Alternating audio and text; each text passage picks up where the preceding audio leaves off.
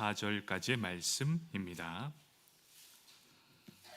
1절에서 4절까지의 말씀 교독해서 읽도록 하겠습니다. 오순절 날이 이미 이르매 그들이 다 같이 한 곳에 모였더니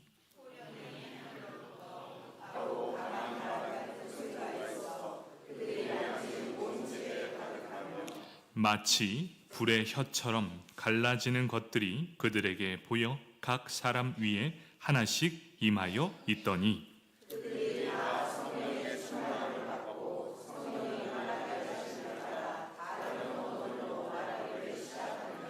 아멘. 성가대에 찬양이 있겠습니다.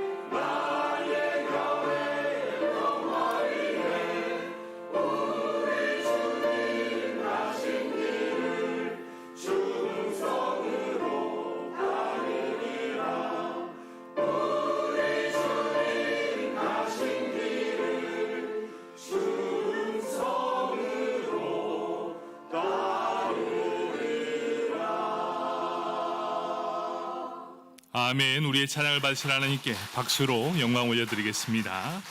감사합니다. 사도행전 2장 1절에서 4절까지 말씀, 성령을 선물로 받다라는 제목으로 함께 은혜를 나누도록 하겠습니다. 우리 말씀을 듣기 전 옆 사람 바라보면서 이렇게 인사하겠습니다. 성령님을 선물로 받으시길 바랍니다.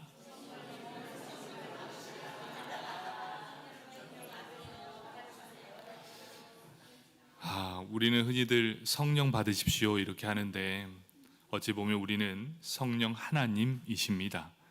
우리는 삼위 하나님. 그런데 우리는 참 버릇없게 성령 받아라 이렇게 얘기합니다. 절대 그러면 안 됩니다. 성령 하나님, 성령님을 받으십시오 이렇게 말을 해야 합니다. 우리는 성령 받아라, 이거 참 안 되는 표현입니다. 그렇죠? 그런데 우리는 꼭 성령 하나님을 받으셔야 합니다. 그래야 이 땅 살아가면서 조금도 부족함 없이 살아가게 되기 때문입니다. 이제 우리가 성령을 받아 선물을 받게 되면 우리에게 주신 모든 것들이 이루어지게 된다는 것입니다. 이제 제자들이 하나님의 약속을 기다리라 하신 예수님의 명령대로 예루살렘에 모여 기도하기 시작했습니다.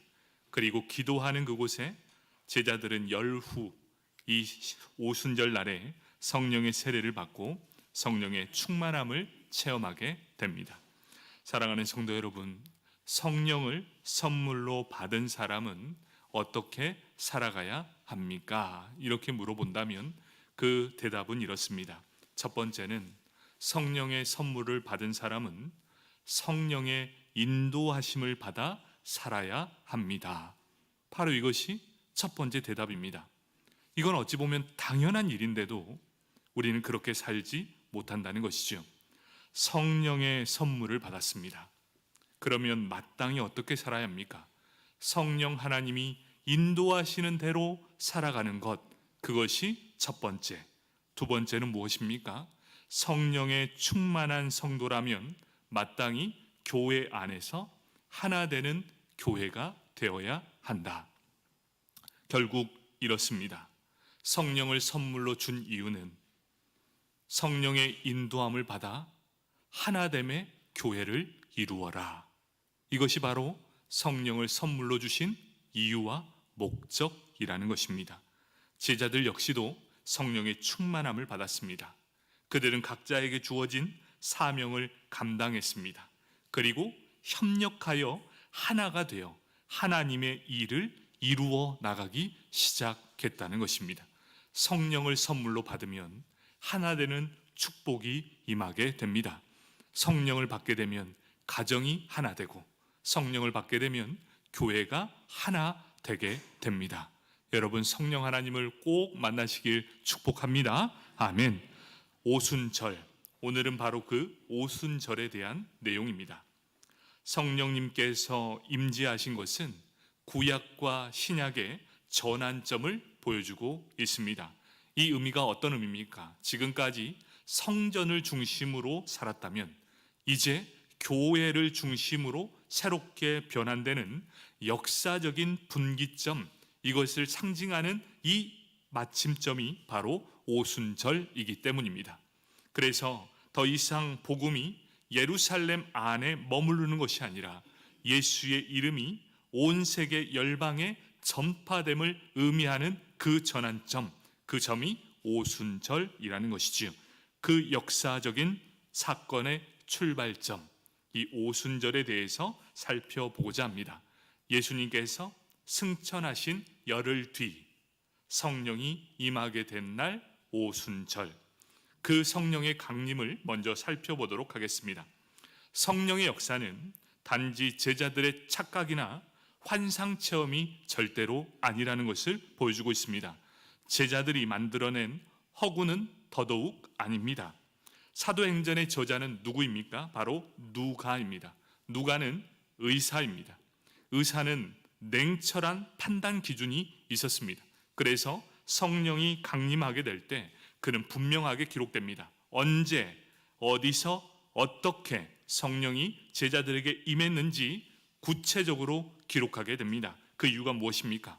이러한 근거가 있어야 역사적인 사실임을 증거할 수 있기 때문입니다. 그러면 먼저 언제 일어났는가? 그 사건은 오순절날 일어났다라고 기록하고 있습니다. 사도행전 2장 1절 말씀입니다. 오순절 날이 이미 이름에 그들이 다 같이 한 곳에 모였더니, 오순절은 77절 맥추절과 같은 날입니다. 유월절 다음 날 보릿단을 하나님께 드리고 나서 7주째, 그래서 77에 49, 그래서 그 다음 날이 50일이 되는 그 날을 지켰기에 오순절이 됩니다. 또 밀을 추수한 다음 하나님께 감사를 드리는 절기라고 해서 맥추절이라고 불렀습니다. 기본적으로 오순절은 추수 감사절과 같이 수확의 기쁨을 누리게 되는 것, 이것에 대해 하나님 앞에 감사를 드리는 날입니다.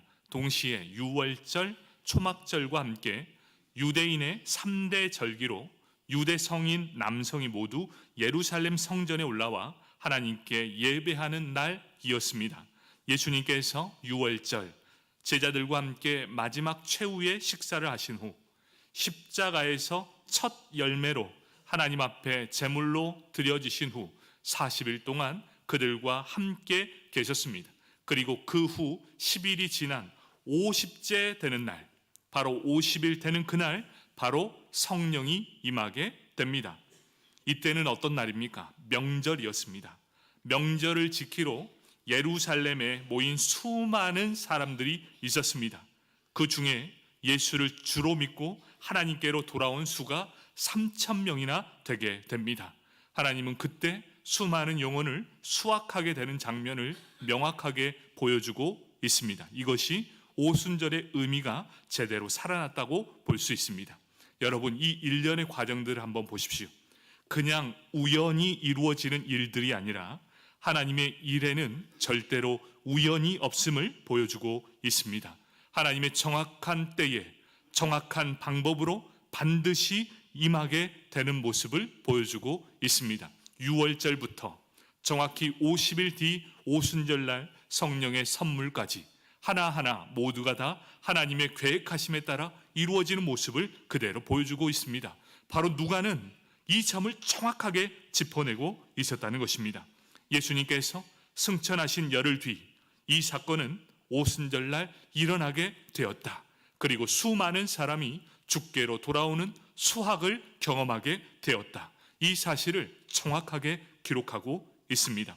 그리고 지금도 예수를 믿는 그리스도인들은 성령 강림절이라고 기념함으로 지금도 지키고 있는 날입니다. 그러면 두 번째로 어디서 일어났느냐입니다. 1절 하반절 그들이 다 같이 한 곳에 모였던 곳, 2절에 그들이 앉은 온 집이라고 분명하게 표현하고 있습니다. 그곳은 120명이 함께 모여 기도하는 마가의 다락방이었습니다. 다락방에 마음을 같이하고 오로지 기도에 힘쓰며 예수님이 약속하신 성령을 기다리고 있었다는 것입니다. 유대인들은 하루에 3번 기도를 드립니다. 3시, 6시, 9시. 그 첫 시작은 3시입니다. 그 3시가 우리나라 시간으로 하면 오전 9시입니다. 하나님께서 이 성령을 선물로 주신 때가 언제입니까? 사도행전 2장 15절을 보시면 때가 제3시니라고 분명하게 기록되어 있습니다. 어떤 의미입니까? 하나님은 처음부터 계획하셨고 그들이 기도하러 모이는 그때에 정확히 보내주십니다. 한시에 오차도 없이 제3시에 오전 9시 성령이 마가의 다락방에 임하게 됩니다.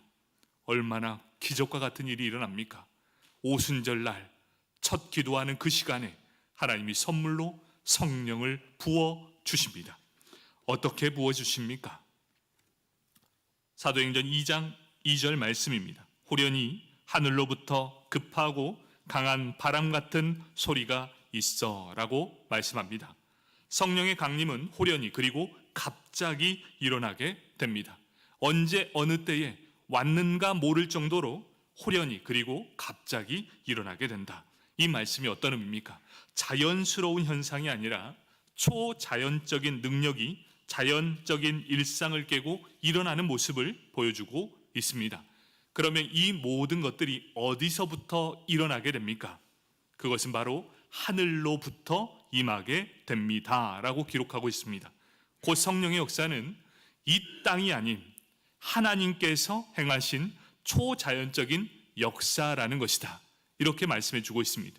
사랑하는 성도 여러분, 온갖 좋은 은사와 완전한 선물은 이 땅에서 얻는 것이 아니라 다 위로부터 내려온다는 사실을 알아야 합니다. 그렇기에 가장 좋은 선물, 은사이신 성령 하나님은 위로부터 바로 하나님께로만 받을 수 있다라는 것이 명확해지고 있다는 것입니다.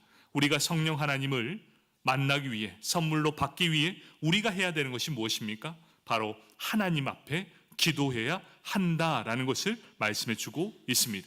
그러면 성령이 임하실 때 나타나는 현상은 무엇입니까? 성령 하나님은 영이시라 볼 수 없습니다. 하지만 성령의 강림은 들을 수 있고 볼 수 있게 일어난다라고 분명하게 말씀해 주고 있습니다. 먼저 소리입니다. 급하고 강한 바람 같은 소리가 그들이 앉은 온 집에 가득했다라고 말합니다. 바람은 아니었습니다. 바람 같은 소리가 있었다. 여기에서 우리는 잘 보아야 합니다. 공기의 흐름, 이동이 전혀 없었다. 원래 바람은 어떻습니까?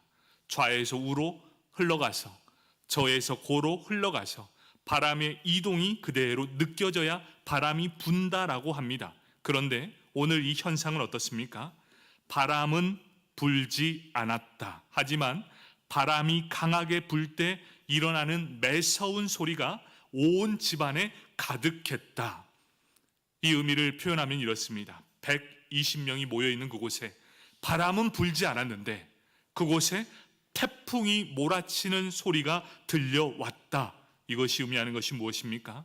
초자연적인 현상이 일어났다. 하지만 그것을 듣게 되었다라는 것을 말씀해 주고 있습니다. 두 번째는 성령은 불의 모양처럼 보이도록 임하셨다라고 말씀해 주고 있습니다.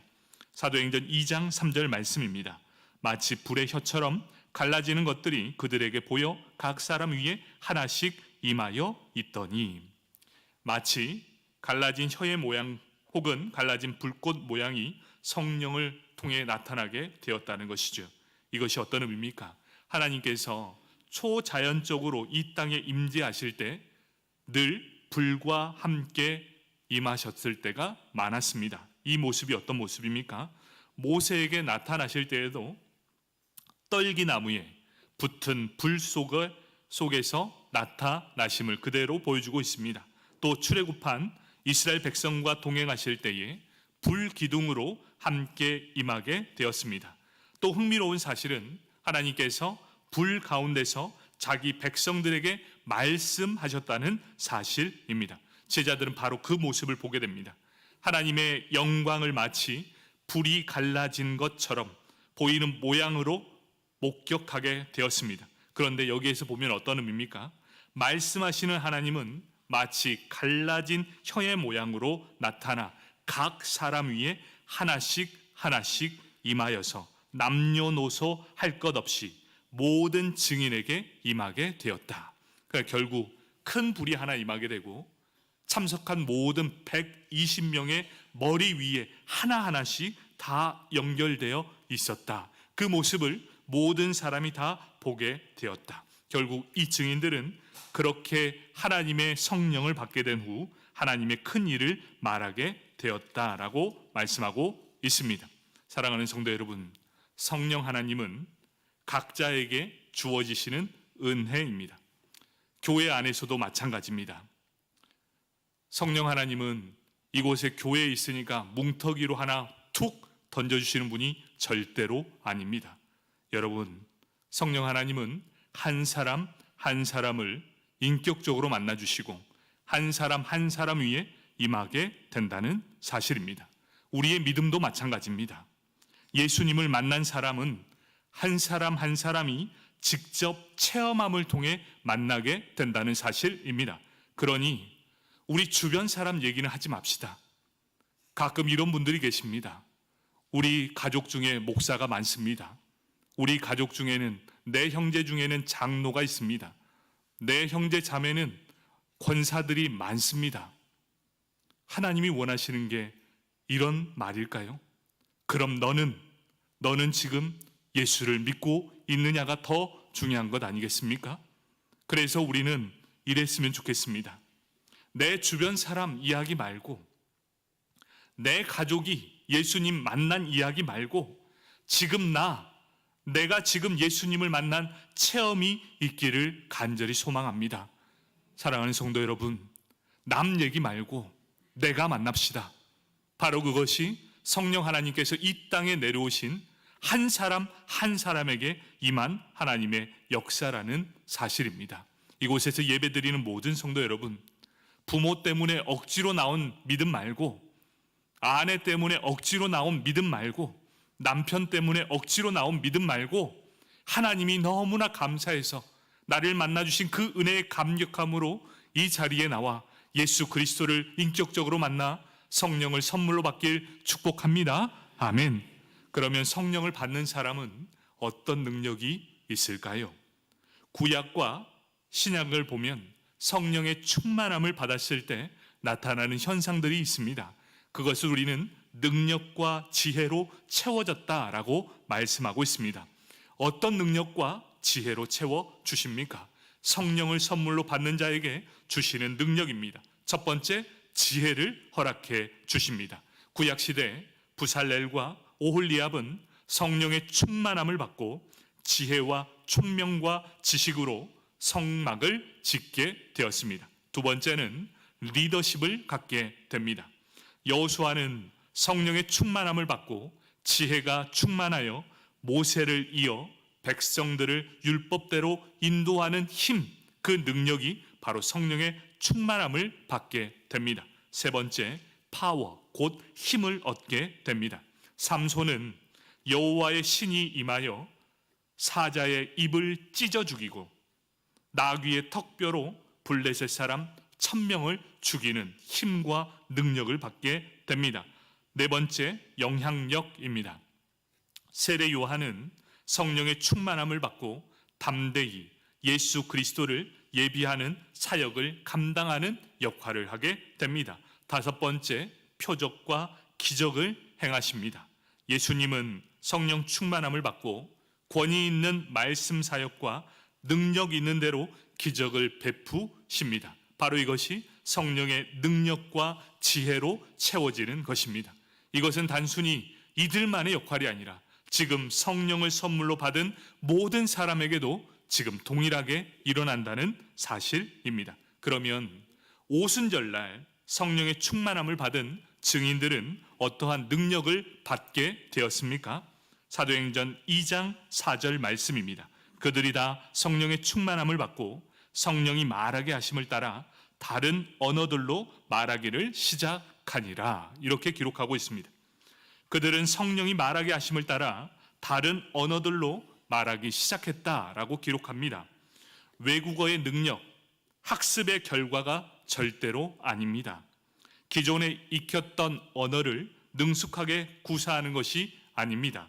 성령이 말하게 하심을 따라 전혀 알지 못했던, 한 번도 연습한 적이 없던 말로 초자연적으로 그들은 말을 하게 됩니다. 결국 어떻게 됩니까? 성령의 능력을 따라 말하게 되었다라고 기록하고 있습니다.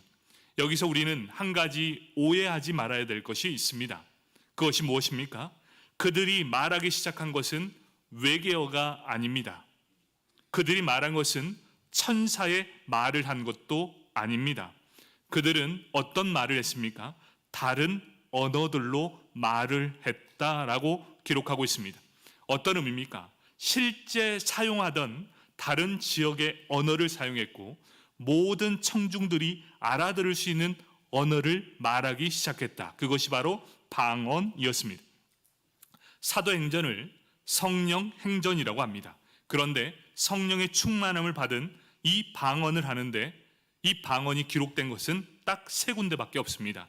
첫 번째는 오늘 이 본문, 두 번째는 첫 이방인 고넬료 집안 사람들을 구원받고 세례받을 때 그때 한 번 사용하게 됩니다. 또 한 번은 바울이 에베소에 있을 때 약속된 메시아를 기다리며 요한의 세례만 경험한 이들에게 주 예수의 이름으로 세례를 주었을 때 방언을 사용하게 되옵니다. 딱 세 번 이 방언이 나오게 됩니다.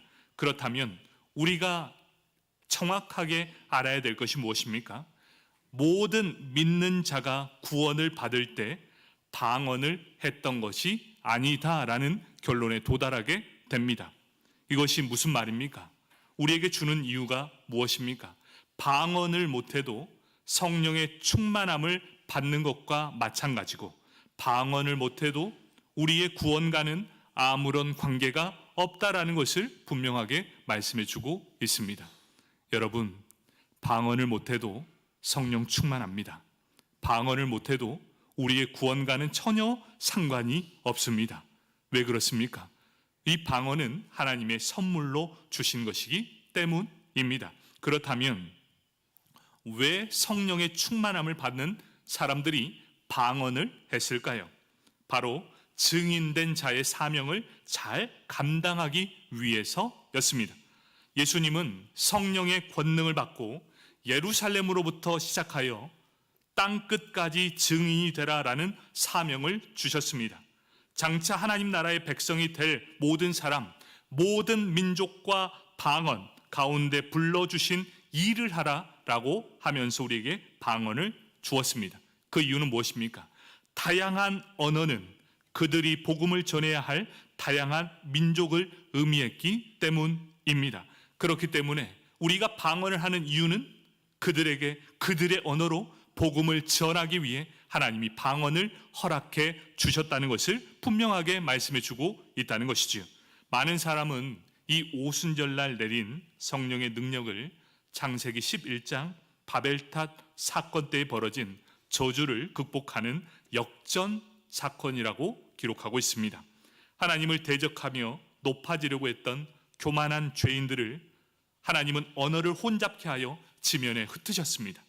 이제 하나님은 성령의 능력으로 예수님의 증인들을 통해 흩어진 민족들을 다시 하나로 모으려고 하는 역할을 바로 성령 하나님을 통해 역사하고 있다는 것입니다. 곧 하나님은 이 모든 사람, 이 모든 백성을 하나님의 나라의 백성으로 부르신 것입니다. 그래서 성령의 충만한 능력을 더하셔서 제자들의 입으로 여러 언어를 말하게 하신 것입니다. 왜 그렇습니까? 모든 민족으로 하여금 하나님의 큰 일을 듣게 하려 하심이기 때문입니다. 결론적으로 방언은 제자들이 성령의 충만함을 받아 복음의 전파와 사명을 위해 준비되었다는 신호탄이 되게 된 것입니다. 왜 그렇습니까? 오랜 동안 유대인의 관습과 편견이 복음의 길을 완전히 막아보고 있었기 때문입니다. 그 때문에 제자들은 이방인에게 복음을 전하는 것 또한 꺼려져 있었습니다. 문제는 이방인들조차도 구원받을 것에 대해 전혀 기대하지 않았다는 것이지요. 이제 제자들은 그들을 향해 복음의 메시지를 전하기 위해 방언을 받게 됩니다. 사랑하는 성도 여러분, 오늘 이 본문에서 꼭 기억해야 될 한 가지가 있습니다. 이것이 무엇입니까? 성령의 세례를 받음으로 와, 우리가 방언을 하는구나, 하나님의 언어를 받아 우리가 각기 다른 언어로 방언을 하는구나, 이것에 기뻐하면 안 된다는 것이죠. 방언을 함으로써 그것을 통해 전해질 메시지가 훨씬 더 중요하다는 것을 말씀해 주고 있습니다. 그것이 무엇입니까? 온 세상을 향하여 복음의 메시지를 전해야 한다는 것이죠. 그 메시지가 무엇입니까? 예수께서 죽음을 이기고 부활하셨습니다. 누구든지 예수를 믿으면 죽음을 이기고 부활하게 됩니다 라는 이 메시지를 전하기 위해 이 방언을 허락해 주셨다는 것입니다. 말씀을 정리하도록 하겠습니다.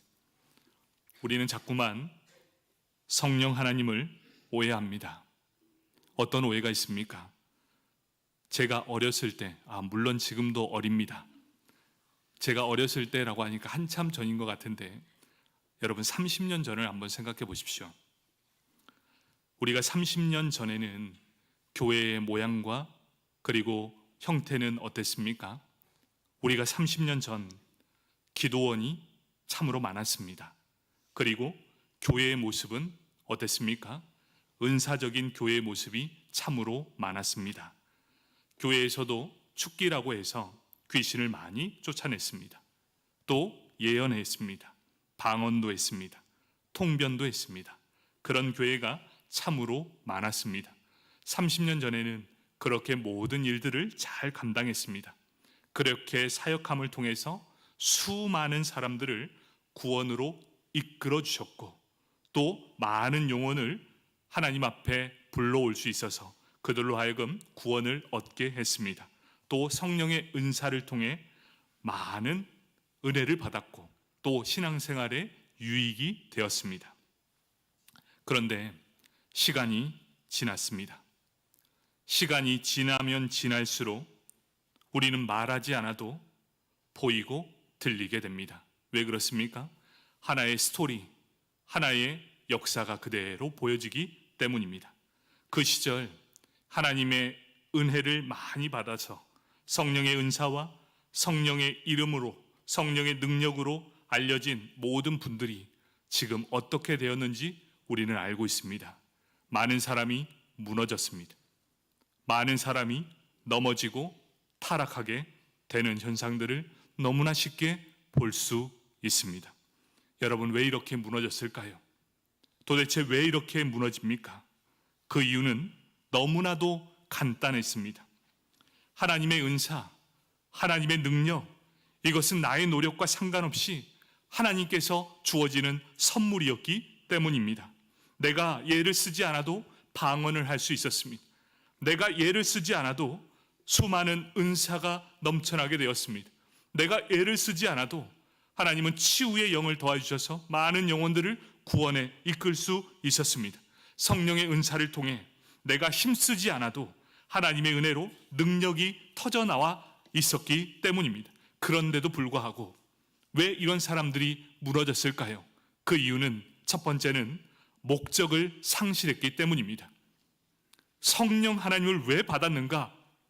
여러분, 성령의 은사, 성령을 선물로 받은 첫 번째 능력은 성령 하나님이 원하시는 삶을 살아야 한다. 그것이 첫 번째였는데 그 목적을 상실했기 때문이고, 두 번째는 신앙을 너무 쉽게 생각했기 때문입니다. 너무너무 쉽거든요. 내가 조금만 하면 너무나 모든 일이 이루어졌거든요. 은사를 통해 너무 모든 일, 내가 생각하는 것 이상으로 놀라운 은혜가 너무나 쉽게 나왔거든요. 능력도 마찬가지입니다. 기도만 하면 능력이 임하게 되었습니다. 막 치유합니다. 막 귀신을 내쫓습니다. 너무나 쉽게 됩니다. 그러면서 뭘 놓쳐버립니까? 성령의 열매에 대해서는 전혀 신경을 쓰지 않았다는 모습들입니다. 그런 은사자들은 이 무너지는 배경을 보면 이렇습니다. 결국 하나는 알고 둘은 몰랐다. 그것이 무엇입니까? 예수 그리스도를 닮아가는 성품을 잃어버렸고 예수님의 인격이 결여되어 버렸다는 것입니다. 그들은 노력하지 않습니다. 어떤 노력입니까?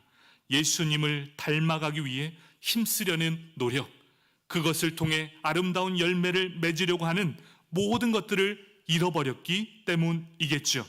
모든 성령의 은사자 다 그런 건 아닙니다. 그런데 이렇게 신앙생활을 쭉 하다 보니 많은 사람들이 걸려 넘어지게 됩니다. 가장 먼저 넘어지는 것이 무엇인 줄 아십니까? 대부분 은사자들이 교만합니다. 내가 하나님을 만났어. 그리고 내가 능력도 행했어.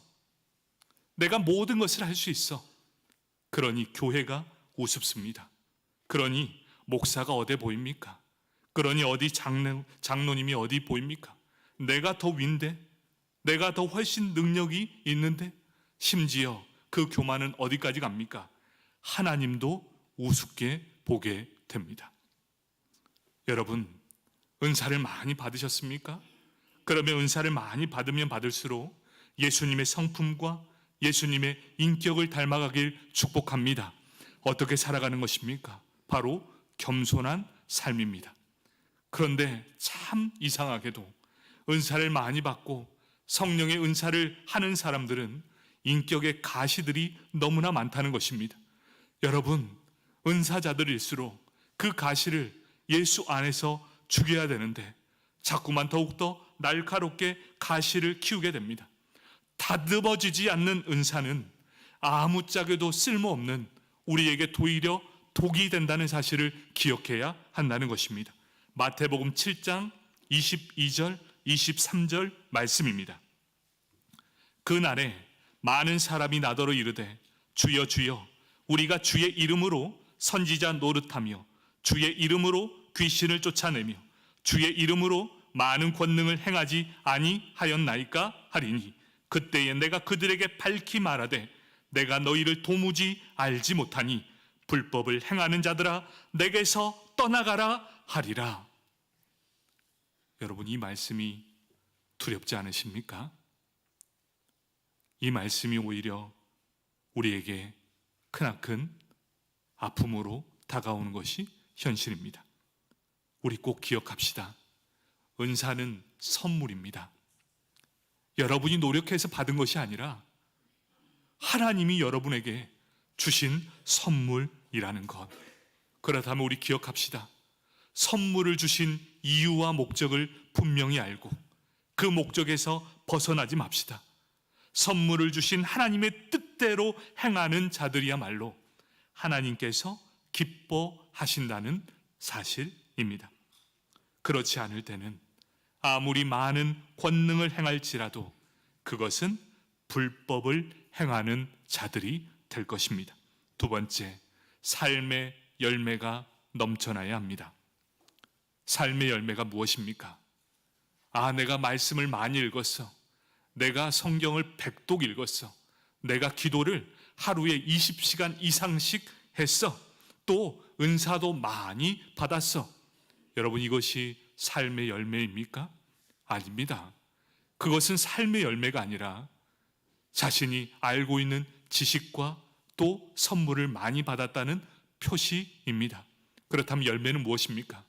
말씀을 많이 읽었다면 하나님의 말씀 안에 겸손히 행해야 되고, 기도를 많이 했다면 그 기도를 통해 자신과 모든 사람들의 변화를 기뻐하며 감사할 줄 아는 사람이며, 은사가 많은 사람이라면 그 받은 은사를 통해 이 교회가 하나 될 수 있도록 기도에 힘써야 되는, 그것이 바로 성령이 하나 되게 하는 바로 축복인 줄 믿습니다. 여러분, 성경 많이 읽고 금식했다는 것, 그리고 그것을 자랑하고 그 모든 것들은 다 자신의 이름을 내세우는 것 아니겠습니까? 예수님의 겸손은 단 한 번도 내세우지 않았고, 겸손한 인격으로 모든 사람을 주께로 인도하는 데에 그 모든 능력을 사용했다는 것입니다. 사랑하는 성도 여러분, 성령을 선물로 받길 축복합니다. 그리고 그 성령의 충만함을 통해 많은 영혼을 주께로 돌아오게 하시고 인격이 점점 예수님을 닮아가시길 예수님의 이름으로 축복합니다. 아멘. 기도하겠습니다.